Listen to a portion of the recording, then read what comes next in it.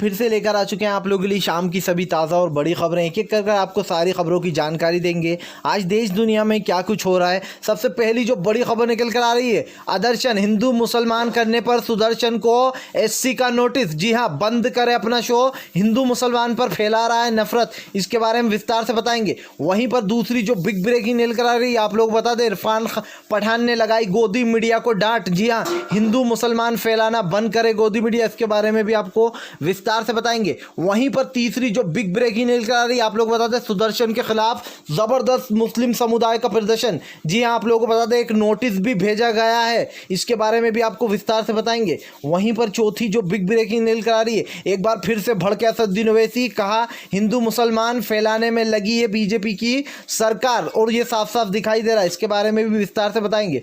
वहीं पर अगली जो बिग ब्रेकिंग निकल आ रही है, आप लोग बता दें, यूपी की कानून व्यवस्था भगवान भरोसे। जी हाँ, 2 लोगों की गोली मारकर हत्या कर दी गई है यूपी में। इसके बारे में भी विस्तार से आपको बताएंगे।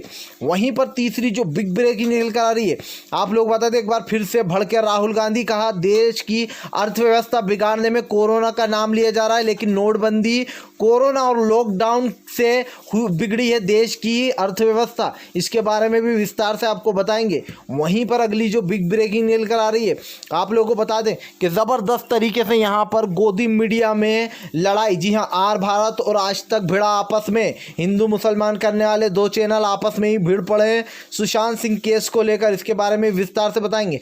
वहीं पर उद्धव ठाकरे की अगली जो बड़ी खबर निकल कर आ रही है, उद्धव ठाकरे ने एक दाखिल की एक याचिका के सुशांत सिंह राजपूत केस में ना जहर मिला, ना ही कोई ऐसा एविडेंस जिससे पता चले कि उनकी हत्या की गई है। जानबूझकर केस को उलझाया जा रहा है। इसके बारे में भी आपको विस्तार से बताएंगे। तो सारी खबरें एक एक कर आपको देंगे। दरअसल आप लोग बता दें, सबसे पहली जो बड़ी खबर निकल कर आ रही है, सुदर्शन को एससी का नोटिस।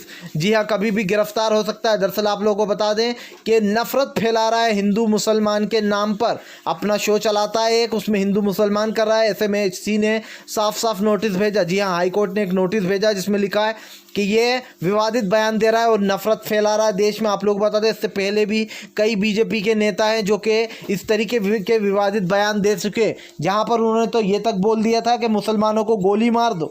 आप लोग बता दें, इससे पहले कपिल मिश्रा जैसे दिग्गज जो कि हिंदू मुसलमान करने पर उतर आते हैं, जो कि देश को बर्बाद करने में लगे हुए हैं, कहीं ना कहीं अब सुदर्शन फंसता हुआ नजर आ रहा है। जी हाँ, कभी भी गिरफ्तारी हो सकती है सुदर्शन की। हिंदू मुसलमान फैलाने में सबसे आगे सुदर्शन। खैर, चलिए बढ़ते हैं एक और अगली बिग ब्रेकिंग की तरफ। बता दें, अगली जो बड़ी खबर निकल कर आ रही है, इरफान पठान ने लगाई गोदी मीडिया को डांट। जी हां, लगाई क्लास हिंदू मुसलमान करने वाली गोदी मीडिया को। इरफान खान की नसीहत, कहा देश को बांटो मत, हिंदू मुसलमान मत करो। इरफान पठान को तो आप सभी जानते हैं, जो कि काफ़ी अच्छे क्रिकेटर हैं, जो इनकी बॉलिंग मशहूर है। ऐसे में इरफान पठान ने साफ साफ कहा कि गोदी मीडिया जो है वो लगातार हिंदू मुसलमान करने में लगी हुई है। ऐसे में आज के समय में जब कोरोना संक्रमित की संख्या लगातार बढ़ती जा रही हैं, देश में इतना ज़्यादा सब कुछ फैलता जा रहा है, ऐसे में हमारे देश को भाईचारे की ज़रूरत है, ना कि हिंदू मुसलमान की। लेकिन उसके बावजूद भी गोदी मीडिया लगातार हिंदू मुसलमान करने पे आमेदा है। उसको जब भी मौका मिलता है वो हिंदू और मुसलमान करने में लग जाती है। और होता यह है कि हर पूरे जितने भी न्यूज़ चैनल है वो सब लोग मिलकर मुस्लिम समुदाय को टारगेट करते हैं और जानबूझकर मुसलमानों की बुराइयाँ करते हैं ताकि हिंदू भाइयों से लड़ाई हो। ऐसे में आप लोगों को बता दें, गोदी मीडिया नफरत फैलाने का काम कर रही, जिसके चलते इरफान पठान ने साफ साफ गोदी मीडिया पर अपना निशाना साधते हुए कहा। आप लोगों को बता दें, कुछ ऐसे चंद नाम है जो कि नफरत फैलाने में सबसे आगे। जी हाँ, आप लोगों को बता दें, इसी के चलते इरफान पठान ने साफ साफ कहा कि जिस तरीके से आजकल की मीडिया गोदी में जाकर बैठ गई है पीएम मोदी की, ये देखकर साफ पता चल रहा है कि किस तरीके से नफरत फैलाई जा रही है। खैर, चलिए बढ़ते हैं एक और अगली बिग ब्रेकिंग की तरफ। बता दें, अगली जो बड़ी खबर निकल कर आ रही है, असदुद्दीन ओवैसी ने बोला हमला। जी हाँ, कहा बीजेपी के ही नेता क्यों हिंदू मुसलमान पर उतरते, क्यों सबसे ज़्यादा नफरत फैलाने में बीजेपी के कार्यकर्ता है। दरअसल आप लोगों को बता दें, बीजेपी द्वारा बीजेपी के कई ऐसे ट्विटर पर भी ट्रेंड चलाए जाते हैं जिनमें अंधभक्तों का नाम सबसे ऊपर आता है और जो कि हिंदू मुसलमान करने में लगे रहते हैं। ऐसे में असदुद्दीन ओवैसी ने साफ साफ कहा कि सबसे ज़्यादा बीजेपी के नेता है जो कि विवादित बयान देते हैं, चाहे वो कपिल मिश्रा हो या बीजेपी के और दिग्गज नेता जिन्होंने कई बार हिंदू मुसलमान को लेकर ऐसी टिप्पणी की है। सीएम योगी को ही ले लो, वो हमेशा हिंदू मुसलमान की बातें करता है, कहता है एक मुसलमान जो है यहाँ पर टेररिस्ट हो सकता है, लेकिन एक हिंदू कभी भी टेररिस्ट नहीं हो सकता। इस टाइप की बातें हमने सीएम योगी के मुंह से कई बार सुनी है। अब अभी जब बाबरी मस्जिद की जिक्र आया था तब भी योगी ने बोला था कि मैं बाबरी मस्जिद के निर्माण में कभी ना जाऊं और वो मुझे बुलाएं भी ना। तो इस तरीके के विवादित बयान हमेशा से देते आए, जिसके कारण असदुद्दीन ओवैसी ने साफ साफ निशाना साधते हुए कहा है कि जिस तरीके से देश में हिंदू मुसलमान फैलाया जा रहा है, इसको लेकर साफ साफ ये बात पता चलती है कि किस तरीके से देश को बर्बाद करने की कोशिश की जा रही है नफरत फैलाकर।